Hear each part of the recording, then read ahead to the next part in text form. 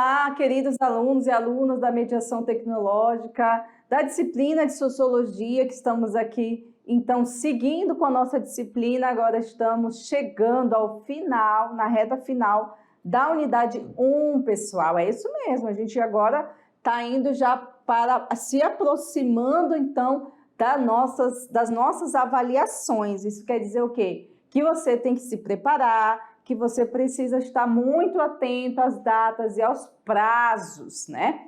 Então, você precisa estar conectado aí com o seu professor presencial, sempre junto a ele para tirar, a ele ou a ela, para tirar essas dúvidas, tá bom? Então, gente, hoje a nossa aula é a aula 6, o qual nós vamos falar sobre espaço urbano. A gente vai falar um pouco sobre cidade e o que nós podemos falar sobre esse assunto, que é um assunto muito rico para análise da sociologia. Vamos aqui comigo conhecer a agenda da aula de hoje? Muito bem, pessoal, olha só. Nossa aula de hoje é sobre sociedade e espaço urbano. O que nós vamos falar, o que nós vamos tratar, então, desse conteúdo que é super importante. Inclusive, esses temas você pode encontrar também nas aulas de geografia, né? Só que lá eles vão ter uma pegada um pouco mais geográfica, né? Uma análise um pouco mais diferente da nossa. Mas, se você juntar aí um pouco de geografia e sociologia, fechou, vai vir uma análise aí maravilhosa. Então tá, nós vamos falar hoje então sobre o que é cidade, né? Nós vamos falar sobre o que é sociologia urbana, né? Nós vamos falar sobre a questão do conflito, né, que existe aí, as perspectivas que se tem sobre a cidade. Nós vamos falar mais especificamente sobre uma parte da ciência social, né, o que se propôs a analisar a cidade, que é a Escola de Chicago, ok? Nós vamos falar também sobre a nova sociologia urbana, o que traz, então, as novas análises sobre a cidade, o que a sociologia pode estar contribuindo com isso. Cidade como produto da sociedade, claro, né? A segregação social e a cultura do medo. Por que as pessoas têm tanto medo de morar na cidade, tanto medo da violência, assim como nós vamos trazer também alguns dados que nos ajudam a entender o aspecto da violência na cidade, ok? Nós vamos falar sobre segregação socioespacial e as consequências da segregação socioespacial e terminamos, então, com a reforma urbana, beleza? Anotado, então? Vamos seguir. A gente começa, então, com essa análise, né? O que é cidade? Muito bem, então vamos entender o que é cidade? Gente, cidade, ela é um palco de conflitos, né? A gente vê aí pela paisagem, né? Paisagem é um tema da geografia, é uma das formas de análise da geografia, e aí, como eu sou da área da geografia também, eu não consigo olhar essas imagens e não pensar na paisagem, né? Essas paisagens, né, que a gente vê aí da cidade nos remete a construções humanas, né? Então, a cidade, ela é palco das construções humanas e elas refletem também conflitos de interesses, né? Quem está vendo essa paisagem, você está observando que há atividades humanas aí. Querendo ou não, as atividades humanas se concentram, grande parte delas, na cidade, né? E é um lugar ocupado, ou seja, a cidade é um lugar ocupado. E aí existem várias maneiras, né, de intervir nessa cidade. Claro que cada intervenção que você faz no espaço, agora também trazendo um pouco dessa leitura geográfica, cada ação gera uma reação, o que também podemos dizer que gera uma consequência. Quando a gente age sobre a cidade, sobre o espaço urbano, a gente está gerando reações, está gerando consequências. Então, a cidade é esse espaço onde existem relações sociais, existem relações de interesses, existem também as ações com as suas reações e consequências, né? Então, a cidade, ela concentra tudo isso, concentra as atividades, a indústria, a vida agitada, né? A impressão de que tudo é muito mais rápido do que no campo. Então, você vai ver na cidade realmente esse espaço de agitação, né? Tem muita gente que gosta de agitação e outras pessoas que não gostam, que realmente acham isso uó. Mas essa é a realidade, né? E aí, o que a sociologia tem a ver com isso, né? O que ela traz para nós de necessidade de entender a cidade? Até porque a sociologia, ela começa lá na Revolução Industrial, ela começa analisando aí o início dessa urbanização, né? Então, assim, a sociologia urbana, ela compreende vários conhecimentos teóricos que permitem refletir sobre a realidade das grandes cidades. É bom a gente perceber também que quando a gente fala de cidade, a gente às vezes tem uma ideia muito generalista, que todas as cidades são iguais. A gente está falando de cidade, claro, mas existem aspectos. A gente não pode comparar Nova York com Porto Velho. São duas cidades, né? Porém, a gente tem os tamanhos dessas cidades, a intensidade das atividades produtivas, que levam à necessidade de entender que são realidades diferentes, né? Falar de uma realidade de uma cidade na Amazônia é diferente de eu analisar uma cidade lá na América do Norte, né? Assim como a gente pode também trazer um pouco para a nossa realidade brasileira. Pensar na cidade de São Paulo, por exemplo, que é uma cidade cosmopolita, é diferente de pensar numa cidade do interior, né? Que já vai diferenciando tanto em cultura, como espaço, como atividades produtivas, conflitos, né? Então, assim, é importante a gente pensar no aspecto da cidade, entendendo que as cidades são diferentes, né? A gente tem as metrópoles, as grandes cidades, as megalópolis, as cidades que confluem, né? Outras cidades que vão se juntando a elas, se transformando nessa megalópole. Nós temos cidades menores, cidades médias. Então, toda análise que a gente vai fazer em relação às cidades, a gente tem que levar em consideração que elas não são iguais, que elas são diferentes, as atividades, as finalidades, os conflitos, os interesses, tá bom? Então, aqui, voltando para a nossa tela, essa é a questão que a gente precisa pensar, tá? Outra coisa que a sociologia urbana busca, compreender por que cidades se desenvolvem, né? E elas como também resultado dessas relações sociais, reconhecendo que existem conflitos específicos, né? Se nós formos olhar a cidade de Porto Velho, vamos olhar aqui a capital de Rondônia. Não sei se vocês aí conhecem, tem muita gente aqui que é de Porto Velho, né? Aqui da região ribeirinha, mas nós também temos pessoas lá do interior do estado. Então, a capital de Rondônia, Porto Velho, é uma cidade que agrega parte dela um pouco mais urbanizada, que tem um pouco, digamos assim, um pouco mais de organização, de saneamento básico, mínimo, né? Mas grande parte da cidade de Porto Velho é constituída por bairros oriundos de invasões. As famosas invasões e tal, e aí dessa invasão surge um bairro, né? Isso quer dizer o quê? Que a cidade de Porto Velho, ela, de certa forma, não foi planejada.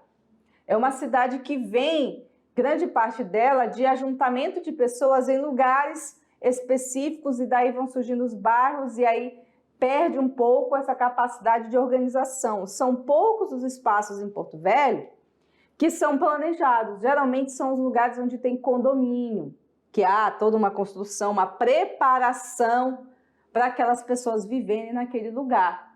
Mas não é a regra. A cidade de Porto Velho não é uma cidade planejada. Então, a gente vai ter aí várias questões para se analisar, vários problemas, né? Outra questão também é que todas essas ações e reações que acontecem na cidade, elas afetam diretamente a vida dos seus habitantes, né? Esses interesses que conflitam, né? Acabam levando a questões que vão afetar a nossa vida. como eu acabei de dizer, uma cidade que não é planejada, que só surge as coisas através de invasões, mau planejamento, né? Falta de asfalto, de escola, de saneamento básico, vai gerar, sim, com certeza, problemas para a população, né? Que aí o poder público vai ter que correr depois atrás desse prejuízo. Asfaltar a rua, fazer lá drenagem, evitar alagações, construir escolas, né? Então, tudo isso faz parte também da análise deste tema. Então, gente, a ordem em conflitos, né, são perspectivas sobre a cidade. Nós, quando nos remetemos à cidade, as pessoas já ficam logo pensando num lugar assim, sabe? Tipo São Paulo, Rio de Janeiro, Nova York, Hong Kong, que são cidades enormes, né? Mas a gente também precisa pensar em cidades menores. Há necessidade da gente pensar, por exemplo, uma cidade, como que poderia ser um ideal de cidade aqui na Amazônia, né? É uma cidade que se desmata muito, é uma cidade que talvez tenha que ser mais arborizada. O que a gente pode pensar enquanto projeção, né? Enquanto utopia dessa cidade, o que eu gostaria que essa cidade fosse, né? Então, assim, a cidade, o objeto principal, quando ela começou a ser pensada, foi lá na Revolução Industrial, lá na Inglaterra. O início da cidade foi caótico, gente. Não vá pensando que essa ideia de cidade organizada, né, tudo limpinho, foi sempre assim, não, tá? Apesar de ter sido na Europa, que as pessoas se consideram muito evoluídas, a cidade começou num termo assim, num ambiente caótico, né? Nós tivemos ali muitos e muitos anos para começar a ter uma organização dessa cidade. Então, a cidade em si, no início, não tinha saneamento básico, as doenças relacionadas à água eram gritantes, né? Muita morte relacionada a essa falta de higiene, né? Muitos moradores de rua, porque as pessoas vinham para a cidade, nem todo mundo conseguia emprego, e aí essas pessoas não tinham onde ficar, onde morar, e ficavam na rua, né? Aí começa a questão da criminalidade urbana, começa a questão do roubo, enfim, a cidade em si, ela era caótica. Se você for assistir, por exemplo, o filme do Victor Hugo, né? Eu esqueci, Os Miseráveis. Se vocês tiverem oportunidade, busquem esse filme para assistir. Os Miseráveis relatam um pouco do contexto dali da França, né? E como é que era a cidade na França? Era uma pobreza terrível. A cidade era feia, né? A gente só foi começar a ver assim, a beleza muito depois. Então, assim, existia uma elite, claro que toda cidade existe uma elite, mas a grande maioria da população era pobre, né? Pobre não é pobreza de ter pouca, é pobre miserável. Então, até as coisas começarem a andar nessas cidades aí modernas, lá da Revolução Industrial, demorou muito tempo. Então, não era algo que você, né, rapidamente aí já estava tudo organizado. Não foi bem assim, tá? Aqui no nosso quadro, a gente vê que o estudo das cidades, ele surgiu juntamente com o desenvolvimento do capitalismo, né? O desenvolvimento do capitalismo trouxe o aparecimento e o crescimento das cidades, o êxodo rural, e aí tanto a Revolução Francesa como a Revolução Industrial serviram de base para esse estudo, serviram de base para pensar a cidade. E aí surgiram também escolas de estudo, escolas, quando a gente fala, são escolas de pensamento, são teóricos, são pensadores que vão tentar entender todo esse processo. Aí a gente tem a escola de Chicago e a nova escola, a nova sociologia urbana. A gente vai ver um pouquinho de cada uma delas agora, certo? Bom, gente, a escola de Chicago, ela buscou compreender o espaço urbano como ecossistema, tá? Não só com prédios, casas, carros, empresas, fábricas, mas todo um ecossistema que também leva em consideração, gente, o meio ambiente.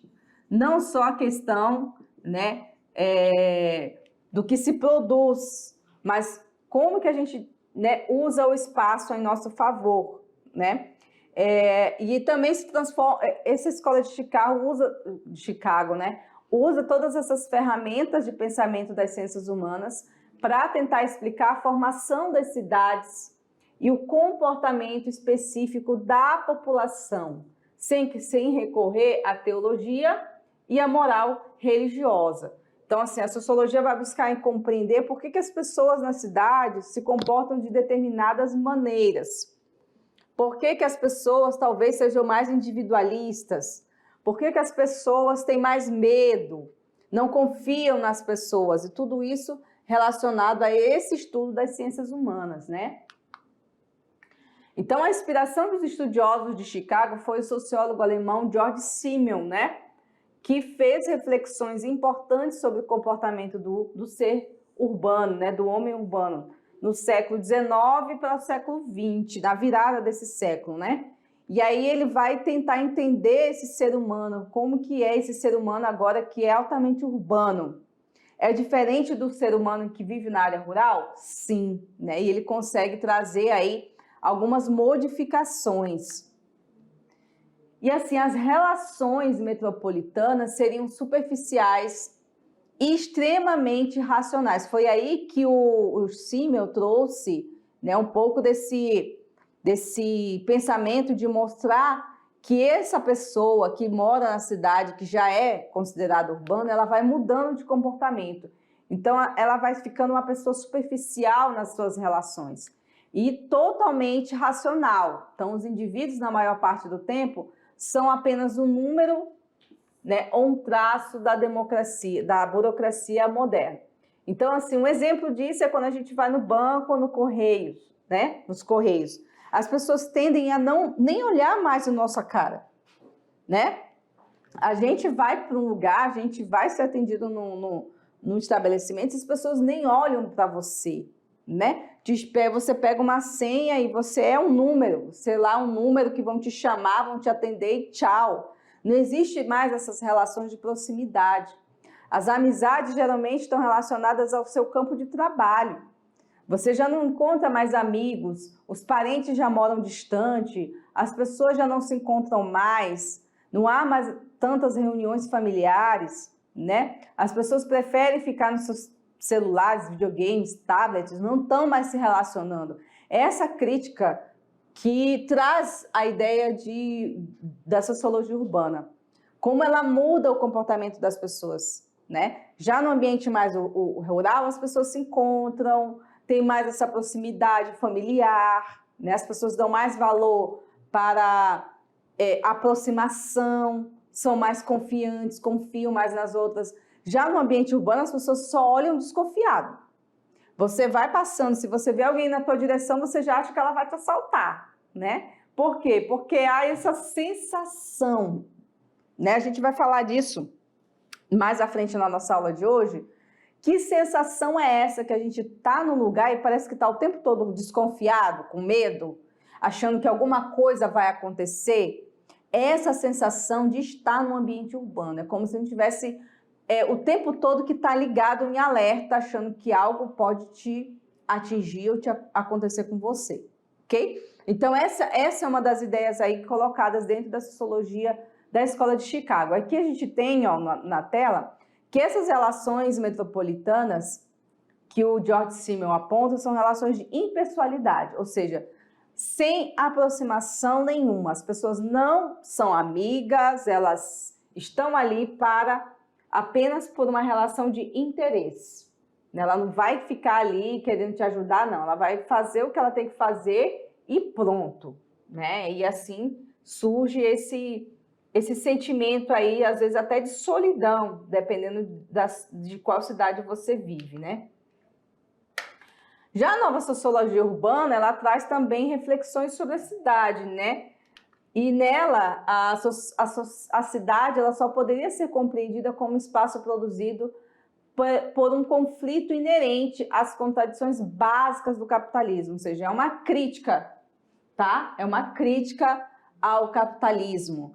Não pelos processos ecológicos e analógicos aos processos de seleção, ocupação e substituição de populações e ecossistemas naturais. Então, assim, à medida que a gente vai desmatando, tirando o verde, tirando o natural, a gente vai construindo as contradições do capitalismo, né? A gente vai construindo uma ocupação que, em certo modo, acaba levando a conflitos, né, de interesses, principalmente porque aí, né, o dinheiro fala mais alto, né? Não é mais os valores da amizade, né, da aproximação, da fraternidade, sim o dinheiro, né? Eu quero para mim, os outros que se virem, né? A ideia é basicamente assim, as pessoas querem enricar e crescer. Vocês já viram que esse discurso de enricar é um discurso que está em todo lugar, né? As pessoas querem ficar ricas, querem ter luxo, né? Não importa se o outro colega do lado, a pessoa que está ali do seu lado vai passar fome. O importante é que você tenha o dinheiro, né? Então, é um valor que se propagou durante muitos e muitos séculos, que o mais importante nessa vida é ter dinheiro. Então, assim, é complicado, né? Quando a gente fala isso dentro de uma perspectiva de sociedade. E a gente tem aqui o Manuel Castells, que ele fala também sobre a cidade, né? Ele fala que a ocupação do espaço e a expansão das cidades seriam determinadas somente pelas relações sociais. E essas relações econômicas, políticas e culturais da sociedade capitalista que se consolidou no final do século XIX.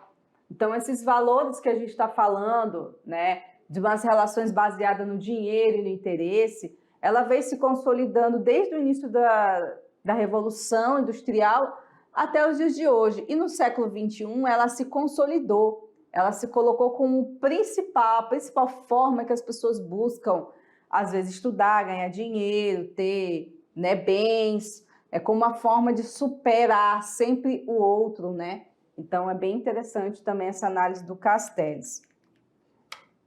E aí, com as suas condições de propriedade de organização de produção, a gente engendra sociedades a partir da sua lógica, portanto, as diferenciando de cidades feudais ou da antiguidade.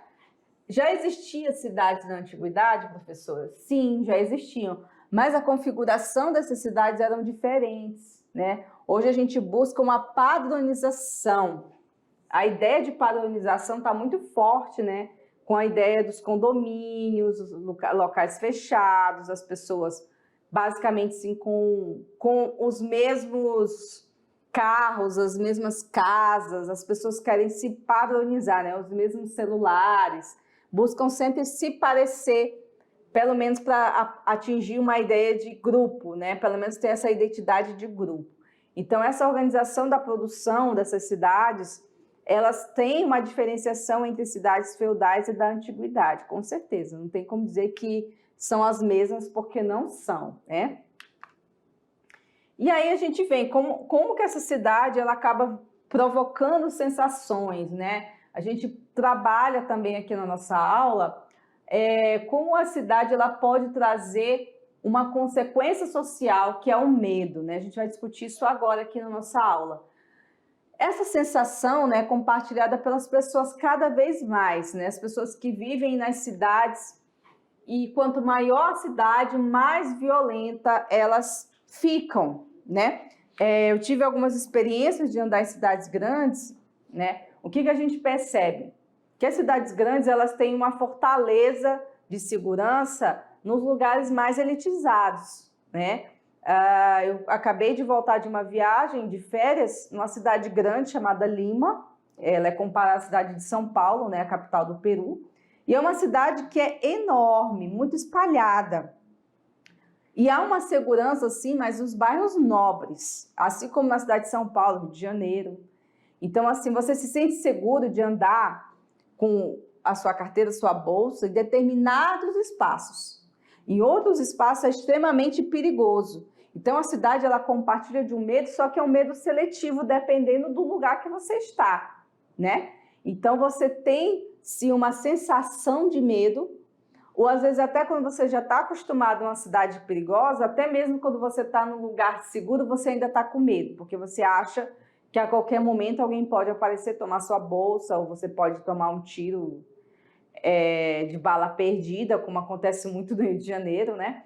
Então, o que a gente pode entender? Que a cidade, ela transparece essa sensação de segurança, mas alguns lugares mais e outros menos, tá? Então, aqui na tela a gente vê aqui, 76% das pessoas, dos cidadãos brasileiros, eles afirmam ter, sim, um medo de ser assassinado.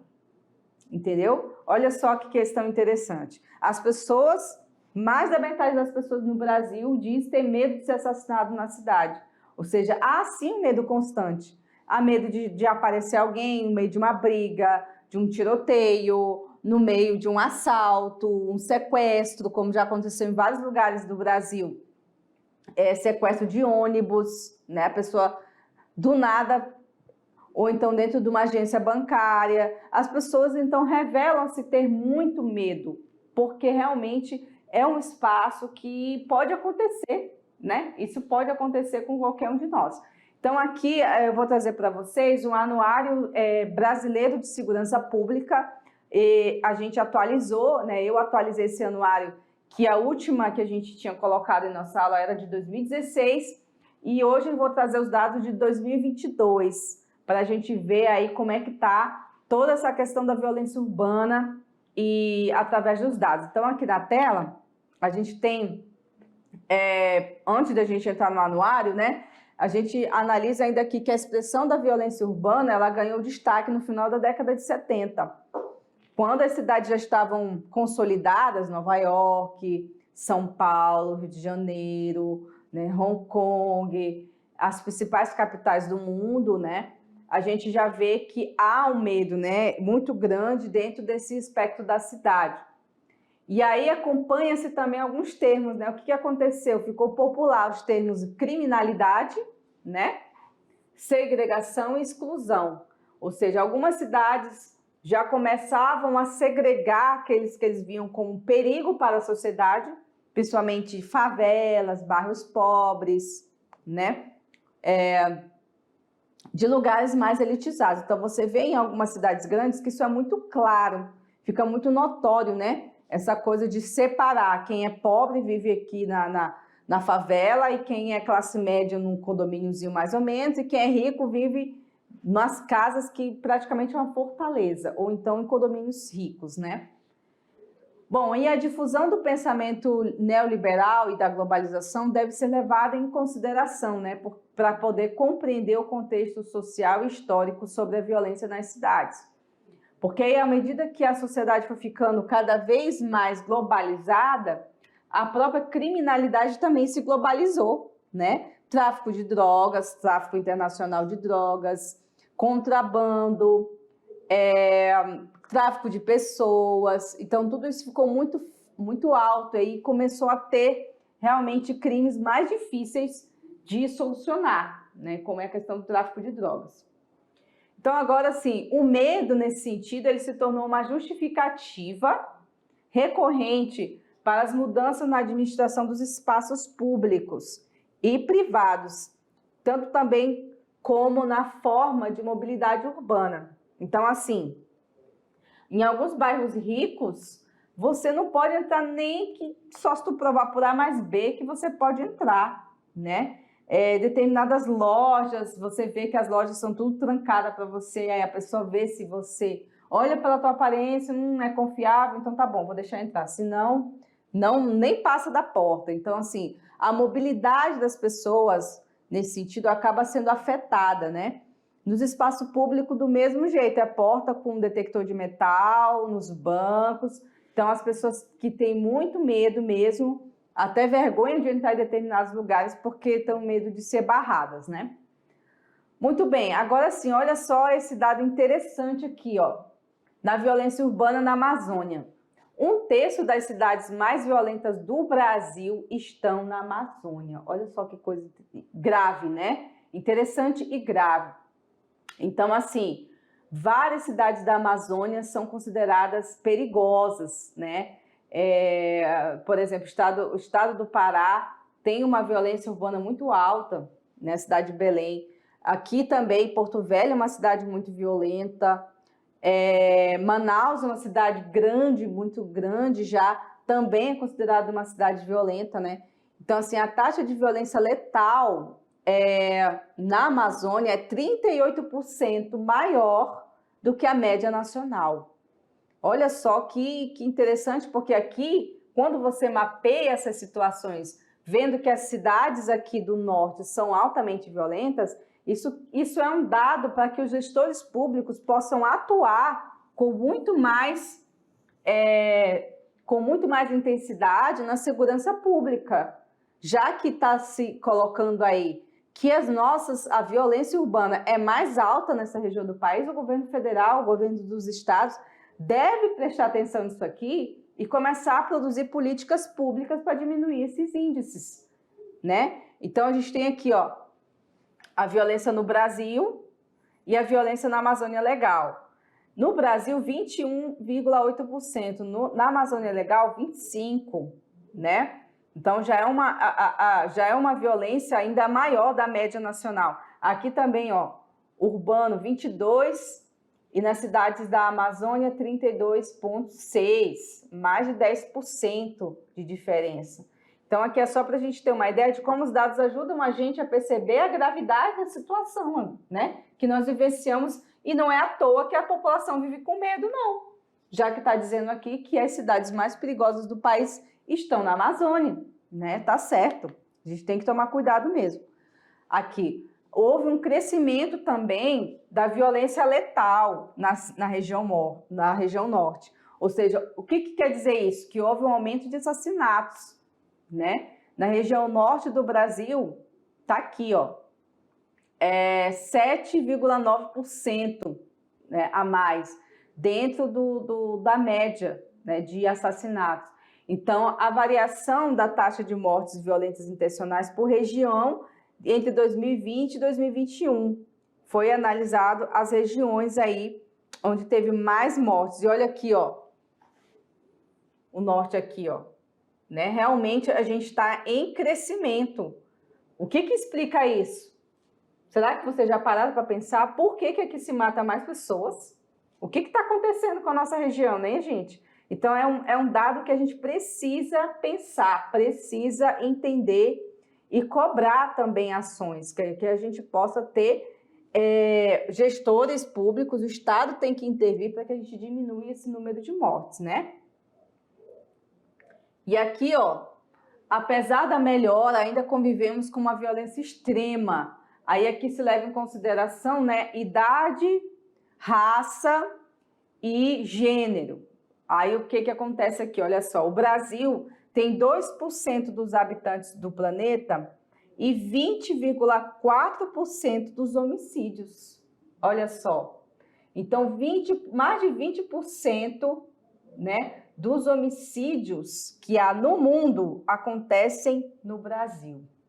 Olha só que coisa grave, né? Os assassinatos em 102 países somaram 232.676. Gente, nós estamos falando de assassinato, nós não estamos falando de acidente, de morte, né, de doença, não. É assassinato, é uma pessoa vai lá e mata outra, tá? E só no Brasil nós tivemos 47.503 assassinatos. Desses 47,503, 77,9% foram pessoas negras. Mais da metade dessas pessoas que morreram assassinadas no Brasil são negras. Tá aí um outro dado que a gente precisa entender. O porquê são mais pessoas negras que são assassinadas, tá? 50% dessas pessoas que morreram estão entre 12 e 29 anos. Olha só. Então, são jovens negros que estão morrendo, tá? E outro dado também, 91% dessas pessoas são do sexo masculino, tá? E outra questão, então vamos ver aqui, são meninos, jovens e negros, tá? Tá aqui, ó, os dados estão mostrando aqui. Isso quer dizer que há necessidade de fazer políticas públicas para entender o porquê que meninos, homens, entre 12 e 29 anos e negros estão morrendo mais no Brasil. Tá aí, o dado tá aí. Agora a gente precisa saber as ações que são feitas a partir disso. Será que são jovens que estão indo para o mundo das drogas? Será que são jovens que estão fora da escola? Será que são jovens que sofrem preconceito por serem negros? Tudo isso são perguntas que a gente precisa de resposta, né, gente? Então, vamos pensar aí e espero que vocês estejam prestando atenção nesses dados, tá? Muito bem, cultura do medo, né? Os shopping centers acabaram tomando o espaço dos comércios de rua. Por quê? Porque as pessoas vão entrando e tem uma certa segurança buscando, né? Parece que a gente está ali numa bolha, né? Parece que tudo está maravilhoso dentro do shopping, as pessoas não são assaltadas, nada acontece, né? Outra questão também é a construção dos condomínios fechados, como uma busca de ter mais segurança também, né? A diminuição da oferta de serviços públicos à noite, as pessoas têm muito mais medo, ainda tem essa questão do horário, né? De noite, de dia, quais horários que tem mais proveniência de ser assaltado, né? Geralmente à noite acaba sendo um pouco mais perigosa. Vida privada sempre mais monitorada. Quanto mais a cidade cresce, mais as pessoas estão sendo monitoradas por, enfim, câmera de segurança, sistema de segurança, cerca elétrica, né? Você vê que as casas hoje todas têm tudo isso, alarme, enfim. Ou seja, a gente construiu para a nossa sociedade urbana uma cultura do medo, né? Essa cultura do medo gera uma cultura desagregadora, né? E que aí a gente já começa a ter medo de determinadas pessoas, sempre achando que estamos em perigo, né? E esse perigo se reproduz na sociedade. Na atualidade, a cultura do medo está fortemente associada ao quê? À criminalidade urbana e aos valores do senso comum associado a todo esse fenômeno. A gente sempre tem construído essa ideia de segregar, de grupinhos, de medo das outras pessoas, achando que elas apresentam um perigo, né? Bom, esse termo de desagregar, né, a segregação social, significa, então, eu marginalizar, separar, isolar o contato, buscar um distanciamento, né, de determinados grupos e de determinadas pessoas. No estudo da sociologia, a segregação social é definida como uma separação espacial geográfica de um grupo de pessoas em virtude de certos fatores, como a raça, o poder aquisitivo, a religião, a nacionalidade ou qualquer outro fator que possa servir como meio de discriminação. Então, eu pego esse grupo aqui, que eu acho que é gente criminosa, e vou deixando ele distante de mim, segregado aqui, para poder viver aqui no meu mundinho. Então, eu não quero ficar perto dessas pessoas porque eu acho que elas são perigosas. Há verdadeiros muros de segregação aqui, ó. Esse aqui é um muro que tem lá no Peru, acho que na cidade de Lima. Acho que está sendo até derrubado agora esse muro aqui. Um muro que separava o bairro pobre aqui dos condomínios de rico desse outro lado que vocês não estão vendo. Para quê? Para que as pessoas ricas não pudessem ter contato com as pessoas pobres e se sentirem inseguras, né? Aqui também tem mais uma, aqui, ó, é o mesmo muro, tá? Aqui, ó, mi país es tuyo, mi país es de todos. Quer dizer o quê? Que o país é de todo mundo e por que a gente constrói um muro para poder separar as pessoas, né? Então, a segregação social, ela traz consequências graves, como a reprodução das desigualdades, estimula a propagação das injustiças sociais, enfraquece as redes sociais, privando os grupos de terem contato com as diferenças. Um exemplo disso foi a Lei de Terras de 1850 no Brasil, que segregou, né, os grandes donos de terra daqueles que não tinham acesso a praticamente nada, né? E aí, para isso, a gente precisa de quê? Uma necessidade urgente de uma reforma urbana. A reforma urbana, gente, é urgente, não só no Brasil, como no mundo, né? O que seria a reforma urbana? É reestruturar a cidade. Reestruturar a cidade para quê? Para promover justiça social perante a melhoria da qualidade de vida da população, né? Com esse objetivo, pode-se e deve ser alcançado com medidas de intervenção do Estado no espaço, na economia e nos meios de decisão política. Então, assim, essa reforma urbana seria para melhorar a vida das pessoas. E né? Trazer mais agregação entre os grupos sociais, ok? Muito bem, essa então é a nossa referência da aula de hoje, espero que vocês tenham gostado. Daqui a pouquinho a gente volta para fazer a revisão de conteúdo e a nossa atividade do dia, tá bom? Espero vocês!